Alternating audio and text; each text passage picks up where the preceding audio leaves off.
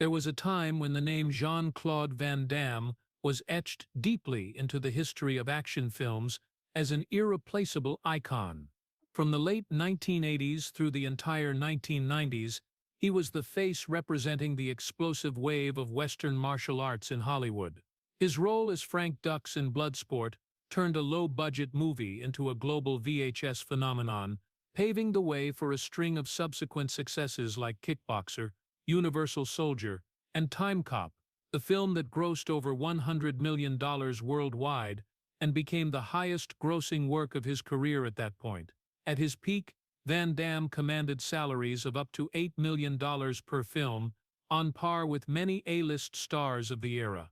Before conquering the big screen, he was a genuine fighter, a black belt in Shotokan karate, European karate champion in the middleweight division in 1979, with a kickboxing record of 18 wins, most by knockout. He received numerous honorary awards in martial arts and action cinema, was celebrated in Belgium as a national pride, and became a pop culture icon with his signature 360-degree spinning kicks and iconic splits that to this day are still referenced as the physical standard for a true action hero. But behind the dazzling lights and the box office numbers was a journey full of pain that few could see. That body, once considered a perfect weapon, had to pay the price with accumulated injuries from years of performing dangerous stunts himself. His knees, spine, shoulders, and wrists gradually wore down over time, leaving lingering aches that were hard to soothe. Worse still, his greatest battle didn't take place on the ring or the set, but in his own mind. The heavy cocaine addiction and bipolar disorder of those years pushed him from the heights of fame to the brink of self-destruction. There were nights he couldn't sleep, his mind spinning between mania and depression, feeling empty even as the world still called him a legend. Broken marriages, a faltering career, skeptical media, all of it once made him feel like he could never get back up. But the willpower forged from his frail childhood in Brussels wouldn't let him stay down forever. He sought treatment, returned to discipline, to family, to martial arts, and step by step rebuilt himself. If achievements made the legend, it was the times he stood back up after nearly losing everything that made the real man of Jean-Claude Van Damme. If the story of the man who once reached the top and then had to fight not to lose himself moves you, please hit subscribe so you don't miss the emotional chapters ahead. Before the world knew Jean-Claude Van Damme as a muscle icon, before his kicks shook the big screen, there was a small boy in Brussels who often bowed his head when walking past a crowd. Jean-Claude Camille François van Varenberg was born in 1960 into a working middle-class family, not too poor but far from well off.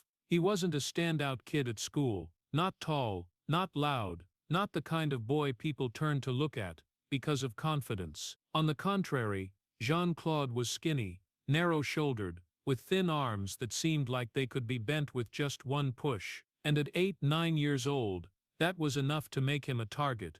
The laughter started very early. In the schoolyard, where other boys ran and fought over the ball, Jean-Claude often hung back, not because he didn't want to join, but because every time he tried, he got shoved down or called names that made his face burn. He wasn't good at team sports, not aggressive, didn't know how to punch back. He just swallowed the tears and pretended he didn't hear. The worst pain wasn't the shove, it was the laughter afterward, that small but razor-sharp sound that cut deep into the fragile self-esteem of a child. His mother, a strong woman who watched her son with worried eyes, noticed it before he could even say it. She didn't want her son to grow up feeling powerless, and so at 10 years old, Jean-Claude was taken to a karate class. But even when he started learning martial arts, he still didn't become the tough boy in his friends' eyes. Alongside karate, he also studied ballet, a choice many around him thought was strange for a boy. In the studio, amid large mirrors and polished wooden floors, Jean-Claude learned to hold balance, to turn, to extend his legs to the point of near pain. And then the laughter came again. "You're taking dance?" The taunts echoed in the school hallways. Back then, ballet wasn't something that earned a boy respect. Jean-Claude clearly remembers the shame of having to explain why he left school early for dance class. He bowed his head more, spoke less, tried to shrink himself so no one would notice. He didn't take ballet to be different. He just wanted to find a place where he wouldn't be mocked. In those training hours when his body trembled from holding a pose too long, he found a rare quiet. There no one cared if he was rich or poor, strong or weak. Only discipline and effort mattered. But even that quiet couldn't erase the deep longing inside to be acknowledged, not worshipped, not cheered, just not looked down on. Jean-Claude didn't dream of becoming a star. He didn't dream of Hollywood.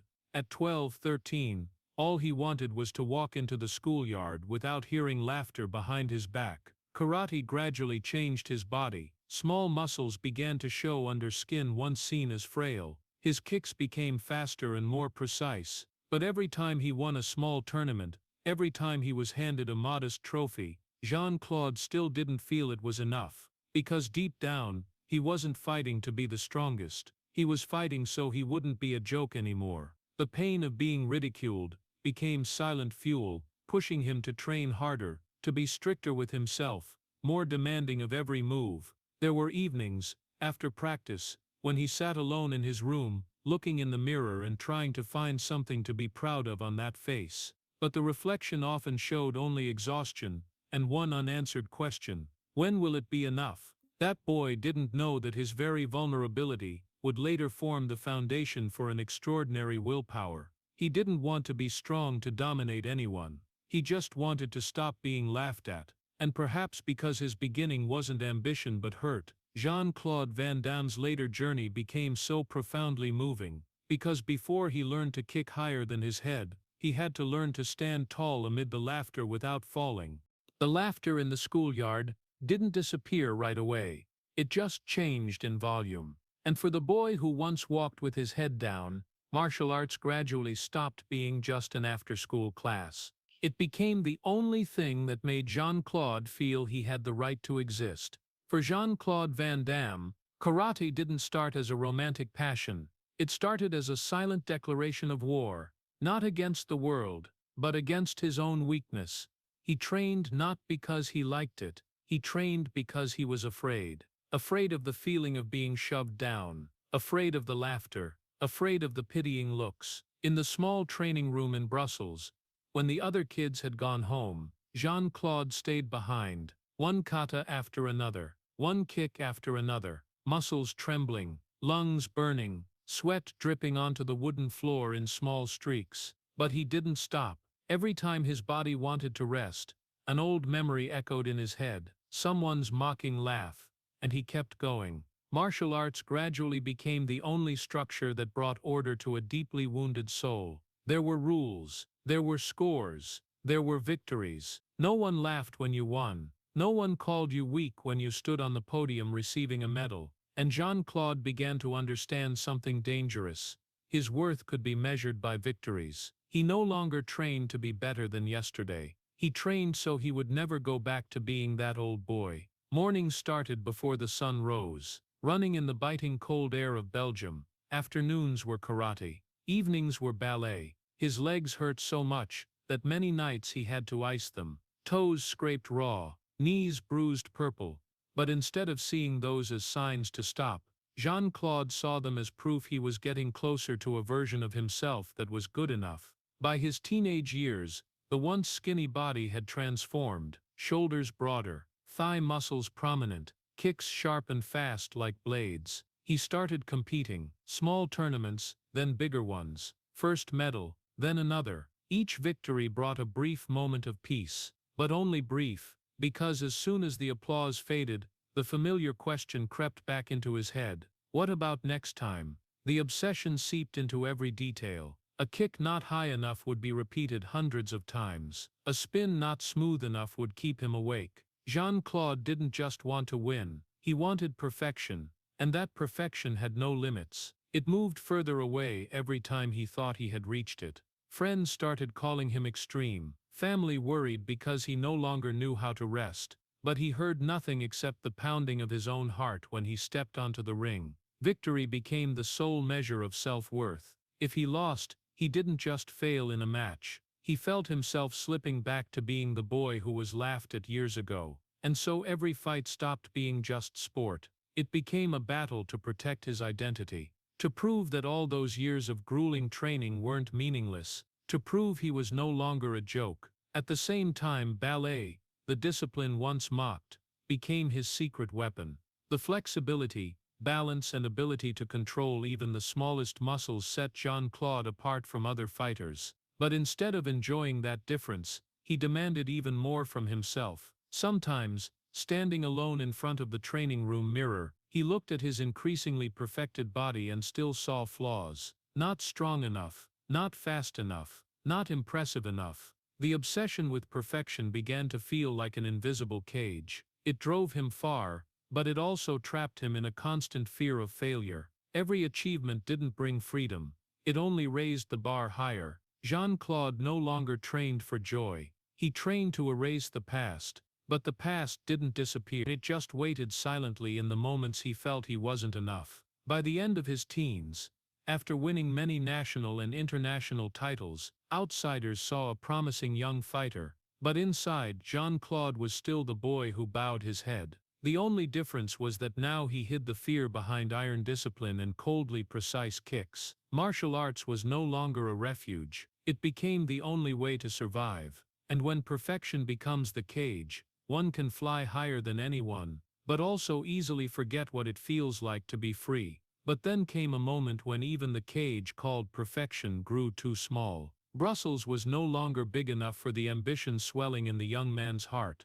In Europe, Jean-Claude Van Damme had titles, a gym, people who knew his name. But deep down, he understood that if he wanted to escape the shadow of the past, he had to leave. Not just the city, but the safety. In 1982, Jean-Claude made a decision many called reckless, even crazy: leave Belgium for the United States. No film contract, no agent, no promises, just about $3,000 in savings, and a fragile belief that somewhere in America, an opportunity was waiting. He said goodbye to his family, to the familiar gym, to the streets that had watched the frail boy grow into a fighter. When the plane took off, he wasn't just leaving his homeland. He was leaving the only place that had ever made him feel he belonged.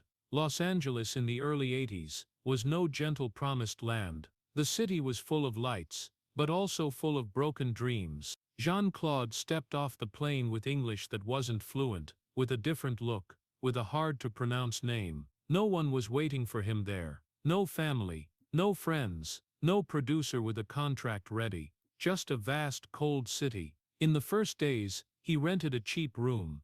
Then when money started running out, he couch surfed, and sometimes slept in his car. He did whatever it took to survive. Waiter, driver, bodyguard, teaching martial arts in small gyms. There were days he ate very little to save money for rent.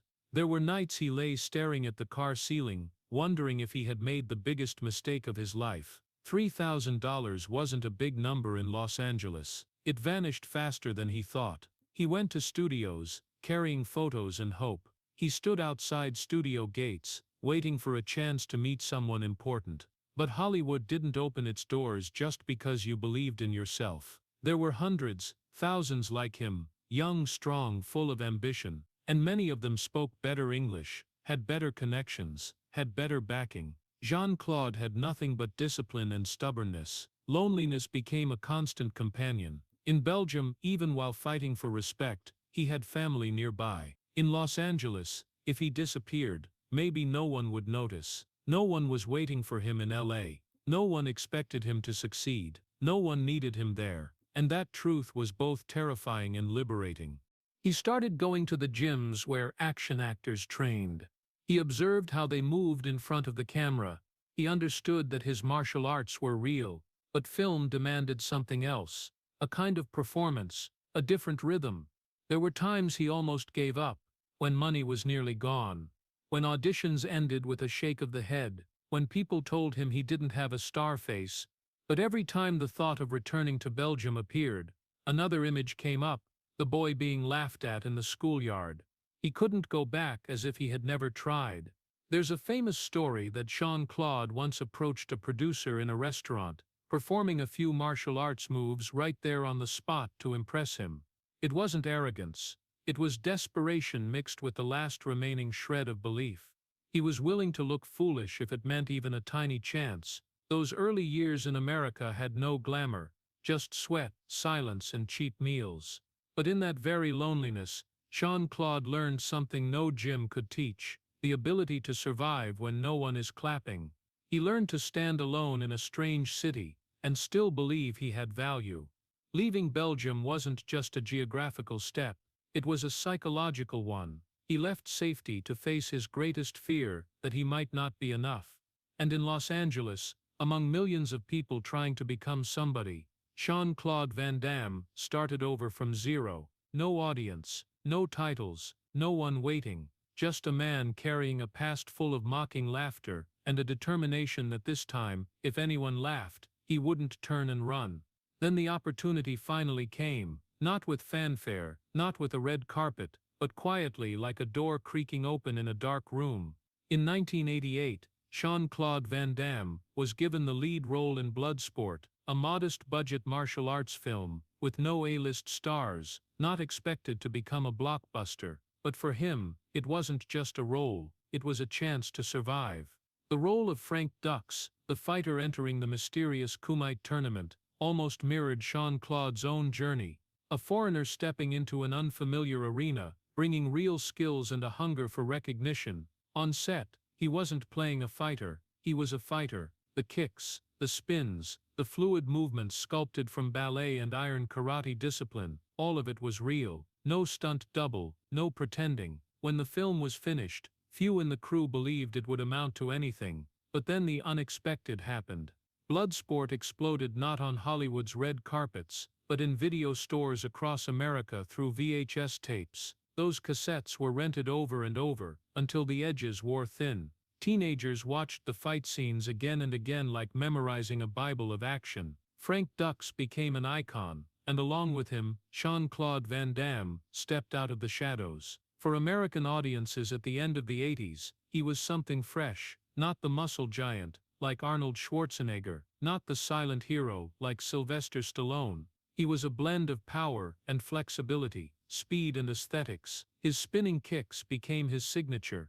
The split scene turned legendary, and for the first time in his life, Jean-Claude was no longer the one being mocked. He was admired. The next films came quickly. Kickboxer solidified his place in fans' hearts. Posters with his taut muscles under red and blue lights hung in bedrooms across America. He became the action icon of the VHS generation. From the guy sleeping in his car, he stepped into luxury hotels. From standing outside studio gates, he walked through the front door. But success didn't bring the peace he once imagined. It brought a new fear. When Bloodsport became a phenomenon, Jean-Claude realized he was no longer anonymous, and that meant an invisible pressure to always be unbeatable. Audiences didn't want to see Frank Dux weak. They didn't want to see Van Damme fail. They wanted higher kicks, faster kicks, stronger kicks. They wanted a man who never backed down. He began to feel the eyes of expectation everywhere. In interviews, people asked how high he could kick.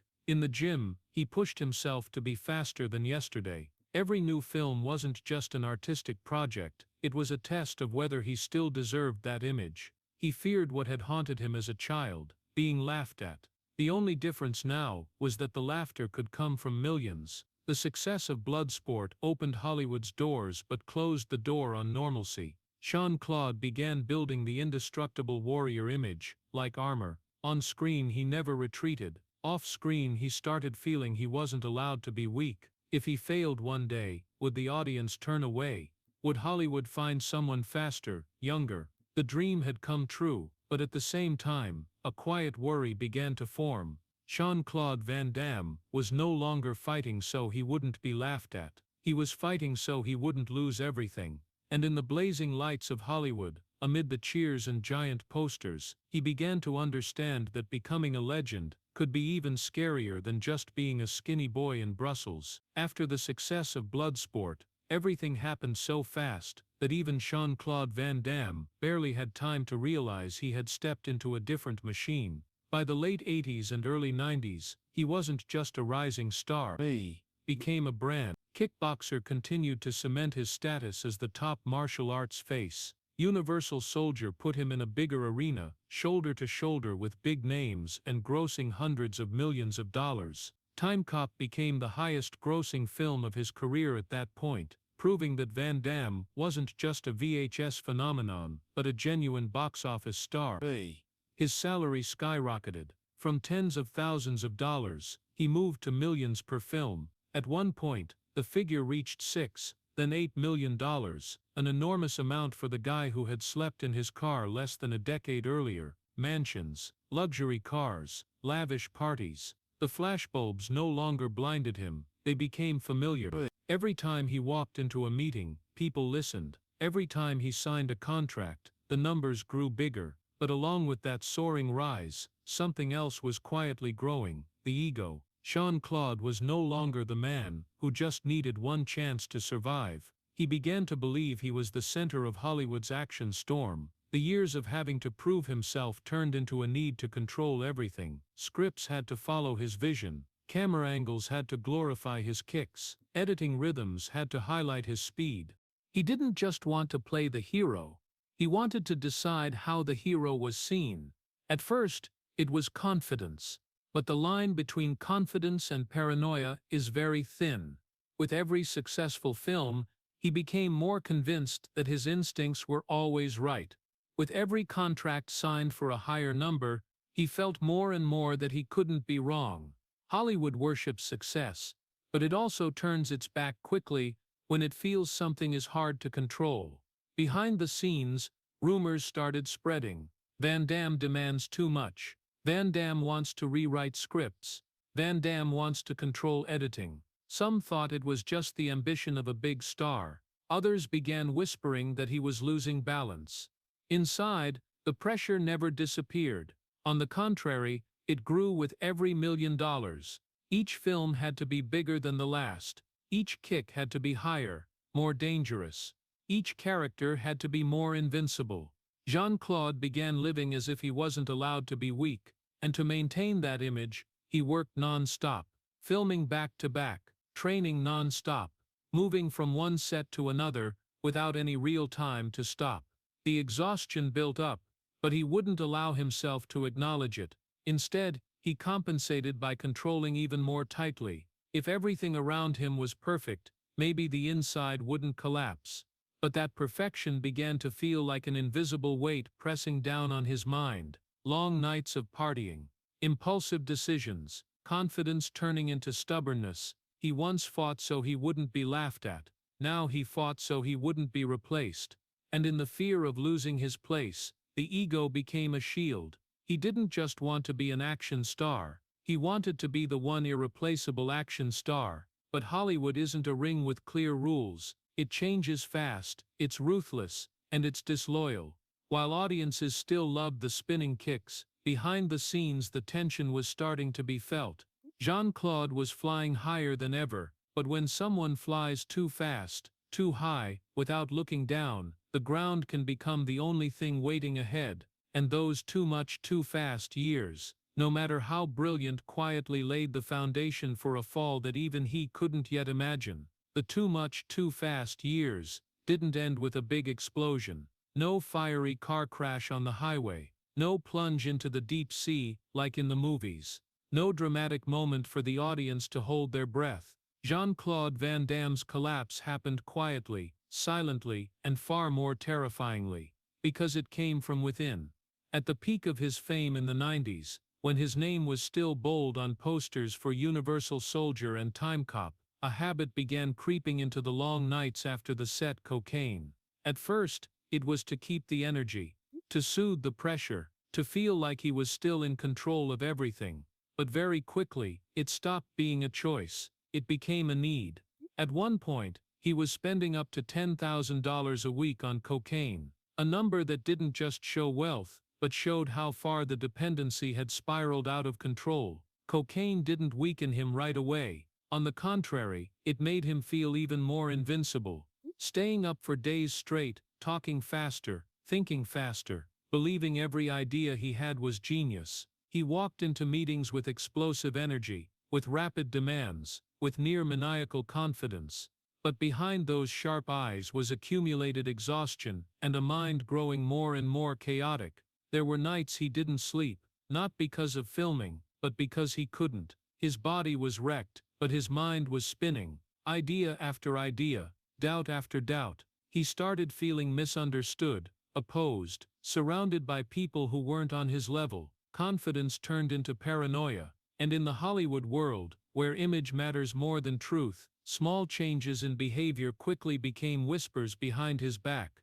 On set he was still the warrior, still throwing precise kicks, still insisting on doing the dangerous stunts himself, but between takes, the impulsiveness became more obvious. Last-minute script changes, heated arguments with directors, walking off set when he felt disrespected. Behaviors once seen as strong personality now started being called something else, difficult to work with. Hollywood loves big stars, but Hollywood is also very quick to protect its profits. When an actor becomes a risk, studios start pulling back. No official statement, no press conference saying Jean-Claude Van Damme was falling apart. Just fewer scripts, fewer calls, fewer opportunities.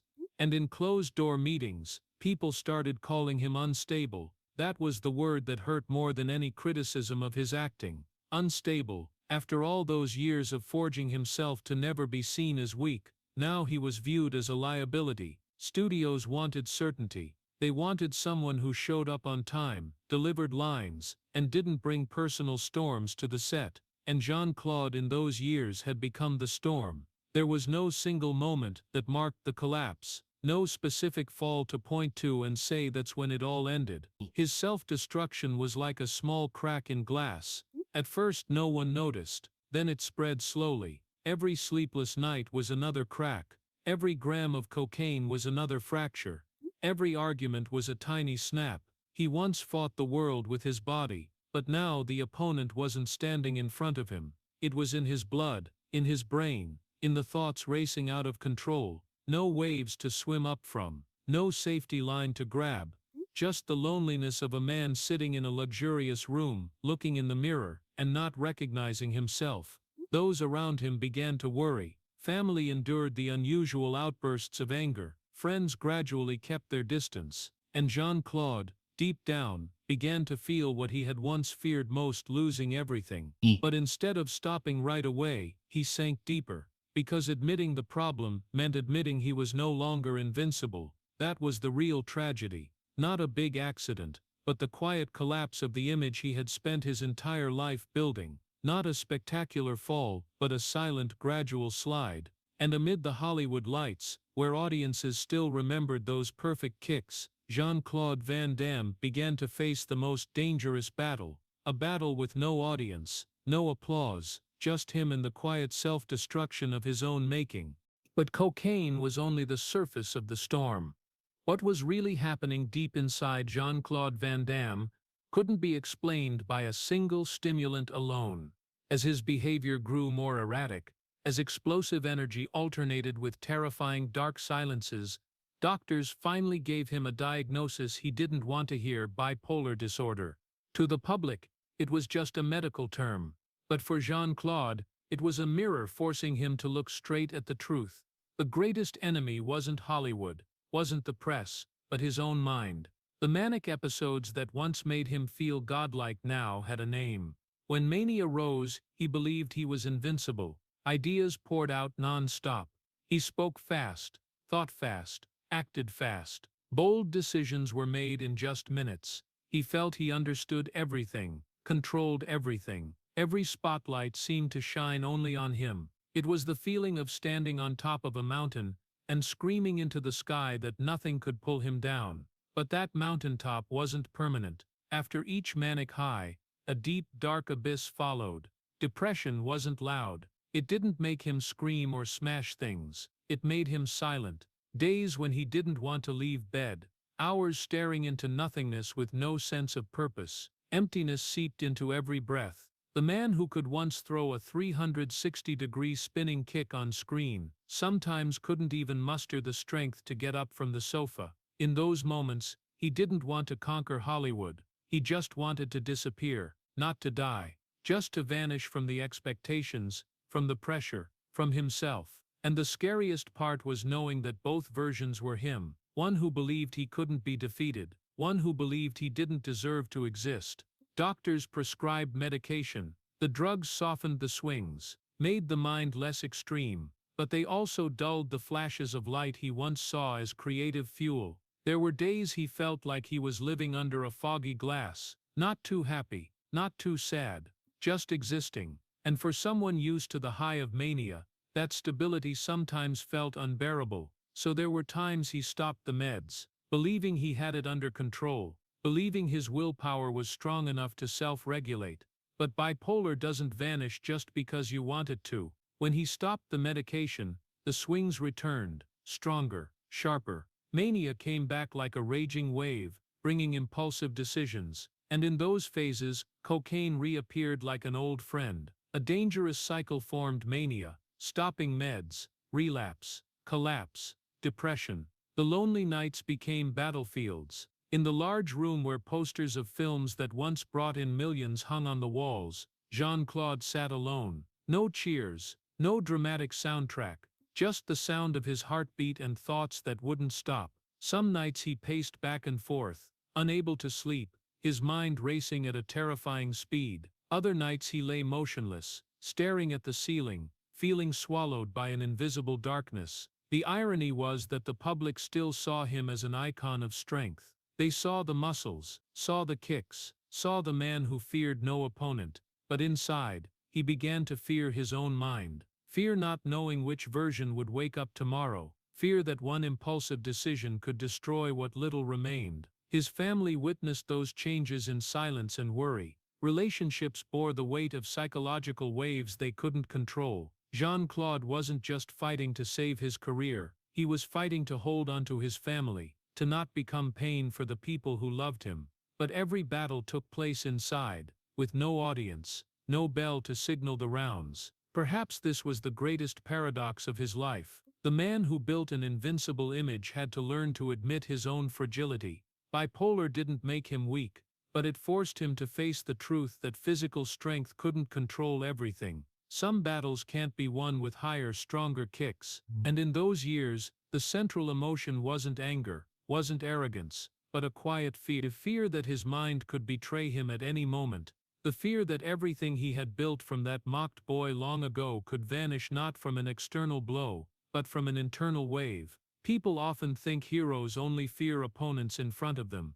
But Jean-Claude Van Damme began to understand that a hero can also fear himself. And when the mind becomes the battlefield, there is no championship, no medal, just a man learning to live with the fluctuations of his own brain, day by day, in silence. The battle in his mind didn't stop there. It seeped into every corner of his personal life, especially love. When the man named Jean-Claude Van Damme stepped off the set, he was no longer the unbeatable warrior. He was a husband, a father, and in those roles, the cracks inside him couldn't be hidden by lights or perfect kicks. Jean-Claude has been married 5 times to 4 different women. Those numbers are often splashed across headlines as a scandal scorecard, but behind each marriage is a far more complex story. The story of a famous man who never truly learned how to love, while still carrying deep wounds within himself. The woman with the deepest influence in his life is Gladys Portugues. They married for the first time in the late 1980s, when his career was just beginning to explode. Gladys wasn't just a famous fitness model, she understood discipline, understood the pressure of a body demanded to be perfect. They had 2 children together. In the family photos from that time, Jean-Claude smiles brightly, but a smile doesn't always reflect inner peace. As his career soared, the long filming trips, the parties, the sleepless nights, and the manic episodes gradually created distance. Bipolar disorder and addiction didn't just affect his work, they eroded the stability of his family. Sudden anger, prolonged absences, impulsive decisions. Gladys had to face a man she loved but couldn't always recognize. Their first marriage fell apart in that context. Then came Darcy Lapierre. The relationship with Darcy unfolded while his fame was still shining brightly, but his inner world was growing more chaotic. They married amid flashing cameras and big headlines, but the combination of a psychologically unsteady action star and a relationship under constant media scrutiny was enormous pressure. Every small argument could become a tabloid story. Every wrong decision could be blown up into a scandal. They had one son together, and when that marriage collapsed, it wasn't just the two adults who were hurt. The children grew up amid newspaper headlines, amid rumors, amid classmates' questions at school. Jean-Claude, who once fought so he wouldn't be laughed at, now had to watch his own children face the world's curious stares. It didn't always show outwardly in tears, but it was there quietly. The press exploited every divorce as proof of his instability. Articles about the star who failed at love appeared alongside photos of him on red carpets, but the truth is rarely as simple as the headlines. There wasn't one single wife to blame. There wasn't a black and white story. There was a man carrying unhealed wounds stepping into marriages, hoping love would fill the void he had never confronted. But love can't heal a soul that's not ready. When manic episodes made him impulsive and depressive episodes made him withdraw, the women beside him bore the consequences. The instability wasn't a deliberate choice. It was the result of an uncontrolled inner battle. And in each divorce, Jean-Claude didn't just lose a relationship. He had to face the reality that on-screen strength didn't guarantee steadiness at home. After all those cycles of breakdown, he returned to Gladys, not because of a fairy tale reunion, but because time and painful experiences had taught him humility. Remarriage didn't erase the past. It didn't erase the years of instability, but it was proof that he was starting to understand himself better, starting to accept treatment, starting to realize that before he could love someone fully, he had to learn to face himself. 5 marriages aren't just a number. They are painful chapters in the belated growing-up journey of a man who became famous too early and fell too fast. Jean-Claude wasn't the only victim in those stories, and he didn't turn himself into a victim. He admitted his mistakes, admitted the instability, admitted that when he hadn't healed himself, he stepped into love hoping it would save him. But love isn't a rescue, it's a sharing between two mature people. And to reach that point, Jean-Claude Van Damme had to go through more wounds than any blow he ever took in the ring. In those years, amid signing divorce papers and family photos torn apart by the media, he gradually understood that the biggest battle wasn't holding on to fame, but learning to love when he was finally ready. After the marital breakdowns and the relentless inner battles, Jean-Claude Van Damme's career also began to reflect that instability. By the late 90s, Hollywood no longer looked at him with the eyes of a box office guaranteed star like in the Timecop era. Big scripts gradually became scarce. Top projects went to other faces, younger, fresher, less risky, and Jean-Claude began sliding into a dimmer territory, direct-to-video films. No more glamorous premieres, no more red carpets covered in lenses. His new films were released straight to video, bypassing big theaters. In some ways they were still action movies, still with kicks and fights, but lower budgets, less media attention, and most importantly, his status had changed. For loyal fans, he was still an icon. But for Hollywood, the market had shifted. A new generation rose, faces like Matt Damon with a modern spy style, or Keanu Reeves with a fresh action wave. Action films were no longer just pure muscle and martial arts. They blended technology, psychology, even superheroes. And amid that wave of change, Jean-Claude, the man who once represented the VHS era, was seen as a relic of a bygone time. The media started to mock. Articles mentioned him with skeptical tones. What happened to Van Damme? From million-dollar star to straight-to-DVD films. Those comments didn't just touch his ego, they touched his deepest fear, being replaced, being forgotten. The man who once fought so he wouldn't be laughed at now heard a different, more sophisticated laughter coming from entertainment columns. There was no press conference declaring career over, but that feeling crept in with each smaller project. This wasn't a sudden death, this was a temporary professional death. A gradual fading from the center of the spotlight, and for someone who had tied his self-worth to victories and position, that hurt no less than any punch. The direct-to-video years forced him to face the question he had once avoided: if I'm no longer a big star, who am I? As fame shrank, as budgets no longer allowed grand scenes, he had to rely more than ever on his own skills and experience. No more massive promotional teams. No more backing from big studios. Just one man standing in front of the camera, trying to prove he still had value. There were mornings he woke up feeling left behind. Peers from his era had either moved to other roles or held steady positions. Meanwhile, he stepped into smaller sets, with smaller crews, with humbler budgets. But instead of giving up, he kept working. Not just for the money, though money was always a real factor, but because he wasn't ready to end his story with a small footnote at the bottom of the page. This is the period that few young audiences know about. But it was precisely in that quiet space that Jean-Claude began to change the way he saw himself. When the lights were no longer blinding, he had the chance to see more clearly what had happened. No longer chasing absolute perfection, no longer trying to prove he was invincible. Hollywood can turn its back for a while. The media can mock. A new generation can replace him. But a career isn't a straight line that only goes up or down. Sometimes stepping out of the center of the spotlight is when people truly understand the value of standing firm in the shadows. And for Jean-Claude Van Damme, that professional death wasn't the end. It was a pause, painful, humiliating, but necessary, before he found another way to exist in the world that once celebrated, and then turned its back on him. And then when Hollywood had somewhat turned away, when the lights were no longer as blinding as before, Jean-Claude Van Damme did something few expected. He shattered his own legend. In 2008, the film JCVD was born, not an action blockbuster, not a story about an unbeatable warrior, but a small, almost confessional film where Jean-Claude played himself. The idea sounded dangerous. An action star in the midst of a stalled career decides to appear in a movie where he's caught in a bank robbery, mocked by the media, questioned by a court over his fitness as a father in a custody battle. No more lightning-fast kicks. No more perfect spins.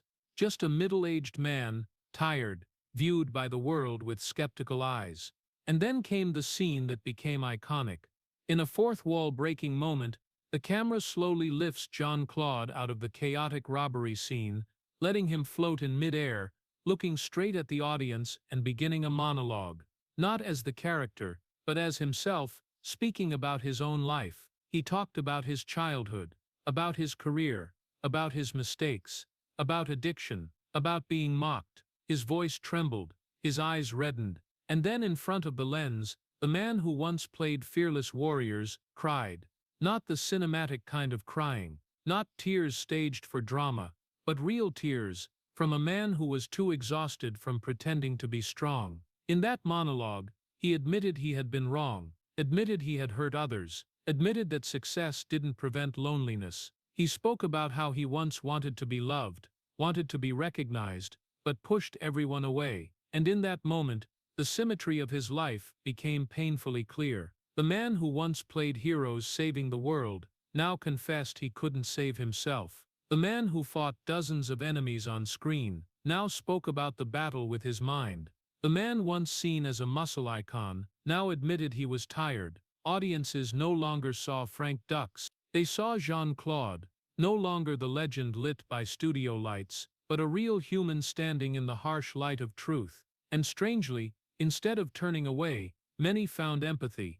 JCVD didn't bring in huge box office numbers. It didn't return him to the top of the box office charts, but it did something more important. It restored his dignity. Throughout the years of being mocked, being seen as unstable, Jean-Claude had tried to prove he was still strong. But in this film, he proved something harder, daring to be weak. It was a transformation without muscles, without explosions or effects, just the courage to stand before the world and say, "I'm not perfect." For many American audiences, especially those who grew up with him in the 90s, that monologue felt like watching an old friend finally take off his armor. And in that symmetry, there was a sad beauty. The boy who once trained in karate so he wouldn't be laughed at. The man who built an invincible image so he wouldn't be replaced. Now in middle age, he understood that no one can be unbeatable forever. True maturity isn't in holding on to the image, but in accepting fragility. JCVD wasn't a loud comeback. It was a public confession. And sometimes, a confession is stronger than any kick. In the moment the hero bowed his head before the camera, Jean-Claude Van Damme didn't lose his legend. He redefined it. After JCVD, when the truth had been spoken to the world, Jean-Claude Van Damme no longer had to wear the invincible mask, but removing that mask didn't mean his body was immediately forgiven, because the body doesn't forget, the body remembers everything. Entering his 50s, and then 60s, the injuries once hidden behind tape and painkillers began to speak more clearly. The 360-degree spinning kicks that once left audiences breathless now required longer warm-ups to perform. Mornings waking up were no longer easy. His back stiffened after a night's sleep. Knees creaked going downstairs. Wrists that once blocked blows on set now occasionally throbbed when holding something heavy. For many years, Jean-Claude performed most of his own action scenes. That was his pride. It was how he proved he wasn't just an actor playing a fighter, but a real fighter.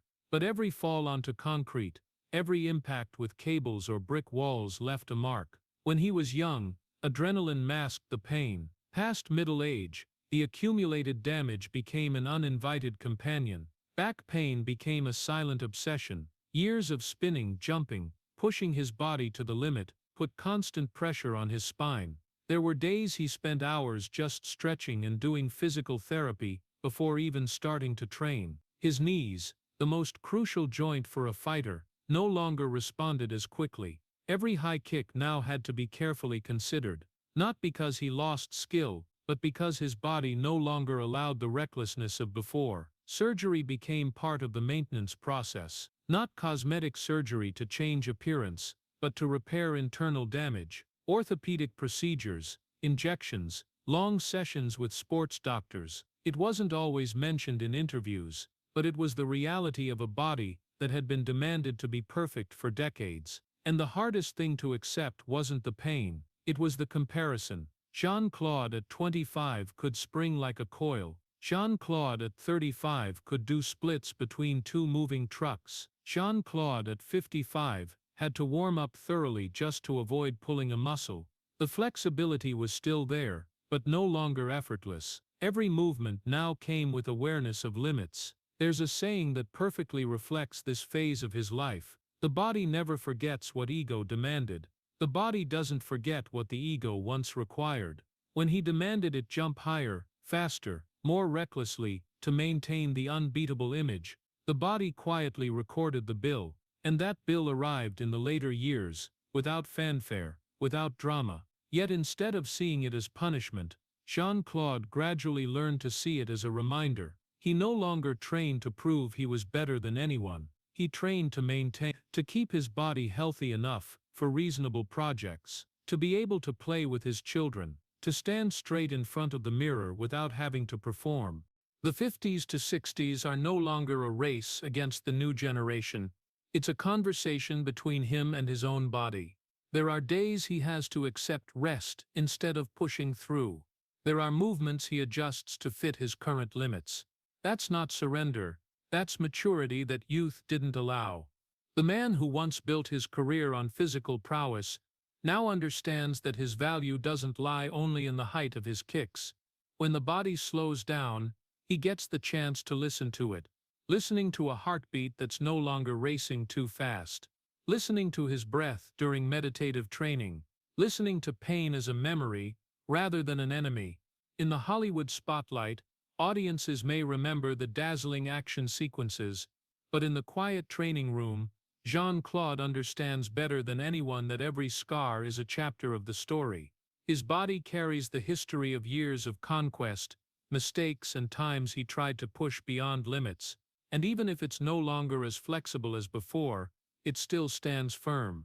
Not perfect, not unbeatable, but still here, and sometimes that alone is already a victory. When the body starts to slow, when the pains become reminders every morning, Jean-Claude realizes there's another battle waiting, not on set, not in the gym, but right in his family. Jean-Claude Van Damme once defeated many opponents on screen, but being a father is a role with no script, no director calling cut when things get too hard. Then the news broke. His son Nicholas van Varenberg got into legal trouble at a very young age. The press jumped in quickly. Sensational headlines followed one after another. The name Van Damme appeared in the papers again, not for a new role, but for an incident that sparked public curiosity and judgment. For a father, that wasn't just news, it was a silent knife. Jean-Claude didn't read those articles as a star. He read them as a man wondering, what did I miss? Guilt isn't loud. It doesn't come with screams or dramatic tears. It comes in long nights, when he sits alone and thinks about the years he was absent, because of filming, because of addiction, because of the mania and depression that pulled him far from his family. He once fought to save his career, to save his image. But did he, in the process, not be there enough for his son? When he looks at Nicholas, Jean-Claude doesn't just see a young man who made mistakes. He sees a reflection of his younger self, impulsive, extreme, swept up in powerful emotions, without fully grasping the consequences. He understands what it means to act before thinking, understands what it means to let ego and emotional waves take control, and that very understanding makes the pain deeper. This isn't a story to assign blame. It's not about a troubled kid, or a famous father too busy. Life is more complex than tabloid lines. But for Jean-Claude, facing that situation forced him to look back at his own journey. He once lost control because of bipolar, once drowned in addiction, once made impulsive decisions that hurt others. And now, he has to sit down, not as a warrior, but as a father ready to listen. There are conversations that are never made public, no cameras, no soundtrack, just two people sitting face to face, talking about mistakes, about responsibility, about how to get back up after falling. Jean-Claude can't fix the past, but he can be present in the now. And sometimes that presence is worth more than any lecture. Maturity isn't never making mistakes. Maturity is accepting your role in those cracks. Jean-Claude understands he can't shield his son from every storm, but he can show him that mistakes aren't the end. He himself once collapsed, once got mocked, once got turned away by Hollywood, and he still got back up. The tragedy of this phase isn't the scandal, it's in the eyes of a father looking at his son, and seeing things he wishes he had done better. But in that very pain, a new kind of strength forms.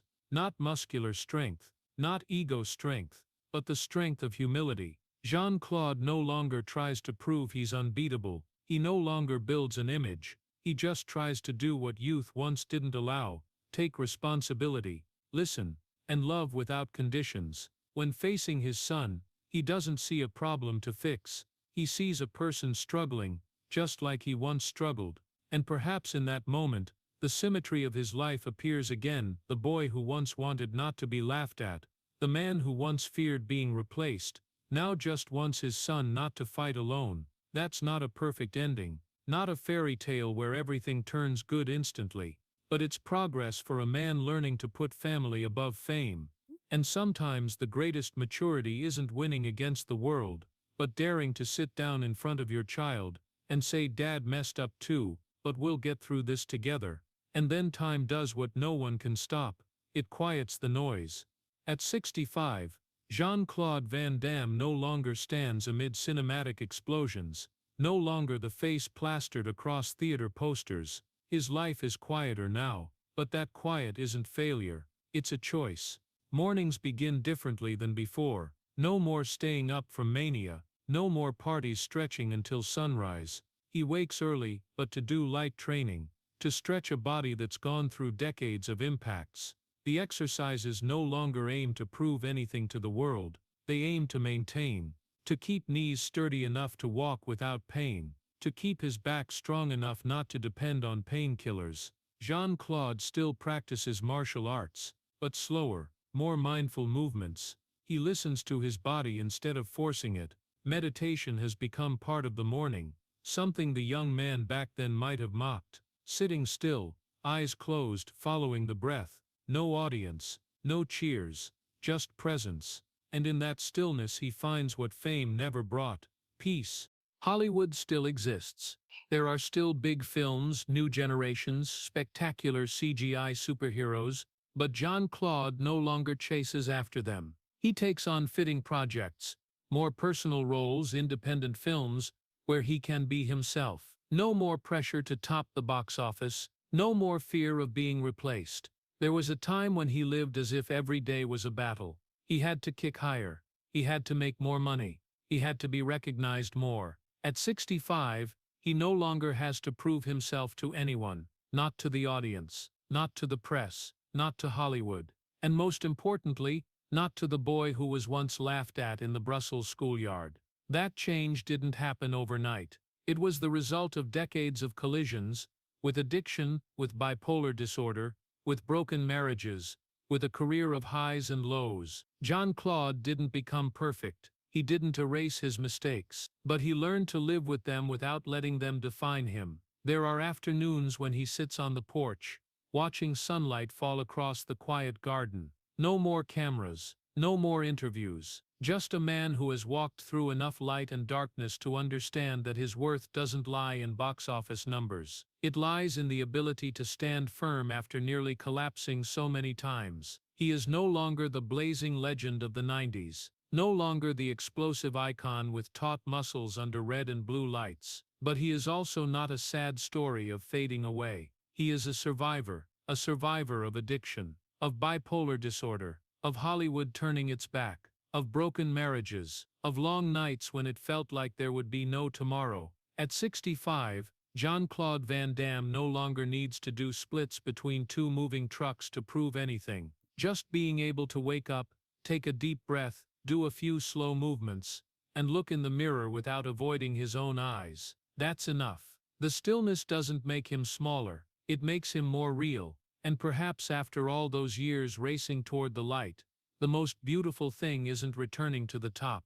It's finding a peaceful place inside, where the man who once feared his own mind can now sit quietly without needing to fight. And when looking back at the entire journey, Jean-Claude Van Damme's story isn't a straight line upward, nor a tragic plunge. It's like a heartbeat, sometimes high, sometimes low, sometimes seeming to stop, then continuing again. If someone is looking for a perfect legend, they will be disappointed. He isn't perfect. He doesn't have an unbroken family without cracks. He doesn't have a seamless career of only successes. He doesn't have a spotless past without scars. He was addicted. He was impulsive. He hurt the people he loved. He was turned away by Hollywood. He was mocked by the press. He watched the spotlight fade and had to accept a dimmer light. He went through 5 marriages. He sat in empty rooms wondering who he was when he was no longer the million-dollar star. But amid all that imperfection, there are other things worth mentioning. He doesn't deny his mistakes. He doesn't hide behind excuses. He doesn't blame the media, colleagues, or bad luck. When speaking about addiction and bipolar disorder, he acknowledges them as part of the story, not something to conceal. In a world where many celebrities try to maintain a flawless image, standing before the public and saying "I was wrong" requires a different kind of courage. Not muscular courage, but inner courage. He didn't run from the illness. Bipolar disorder didn't disappear. There is no final scene where a doctor declares everything cured. But Jean-Claude learned how to treat it, learned to accept medication, learned to recognize when his mind starts to swing. That isn't glamorous. It has no heroic soundtrack, but it is a quiet discipline, like those karate sessions from long ago, only now the opponent isn't standing in front of him. Most importantly, he didn't continue to self-destruct. There were times when that path stretched wide before him, deeper addiction, more anger, complete isolation. But he stopped, not once but many times. Each time he stood at the edge, he chose to turn back, sometimes for his family, sometimes out of fear, sometimes just because he was too tired to keep destroying himself. In American culture, we love stories of triumph. We love the image of the hero standing on the peak, raising his arm amid cheers. Jean-Claude once gave us that image. The spinning kicks, the sweat-soaked fights, the warriors who never retreat. But his real story teaches a different lesson. Strength isn't kicking higher than others. Strength is sitting down in a quiet room and admitting you need help. Strength isn't winning every battle. Strength is continuing to live when you've nearly lost yourself. Jean-Claude Van Damme didn't conquer Hollywood the way many imagined. He didn't become an eternal box office empire. He didn't hold the #1 spot through every decade. But he did what not everyone can. He survived his own darkness. The boy who was once laughed at didn't disappear. That boy grew up, became a star, then fell, then stood back up. The man who once feared being replaced, learned he didn't need recognition to exist. The man who played heroes on screen, learned to be a real human off screen. He may no longer be the blazing legend of the 90s, but he is proof of a different kind of hero, the hero of honesty. The hero of facing mental illness in a society still full of stigma. The hero of returning to family, even after having hurt them. When American audiences look back at his old films, they may remember the spectacular action, but if they look deeper into the story behind it, they will see something bigger than the kicks. They will see a man who is imperfect, not unbeatable, not without scars, but brave enough not to run from the truth. And perhaps that's the true definition of mature strength. Not the cheers when you win, but the quiet peace when you know you didn't give up.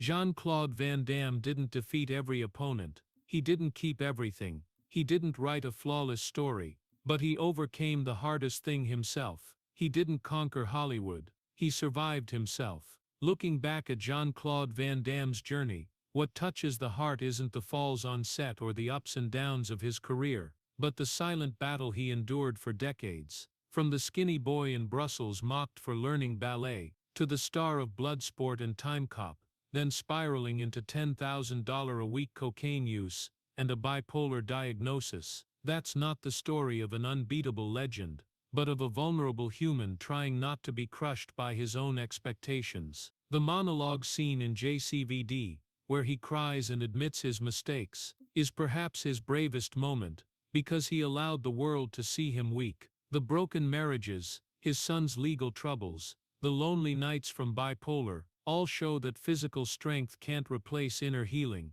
For Americans, especially in a society that prizes success and the self-made image, this story is a reminder that no one is immune to mental crises. Seeking treatment, admitting mistakes, returning to family, and slowing down at 65 isn't failure, it's maturity. Jean-Claude isn't perfect, but he didn't continue to self-destruct. And the greatest lesson he leaves isn't in the splits between two trucks, but in the ability to stand up after facing his own darkness. If the story of Jean-Claude Van Damme's scarred yet courageous journey has touched you, please hit subscribe to the channel so we can continue exploring the lives behind the Hollywood lights. Thank you for staying until the end, and see you in the next video, where we'll keep searching for the real strength hidden behind the legends.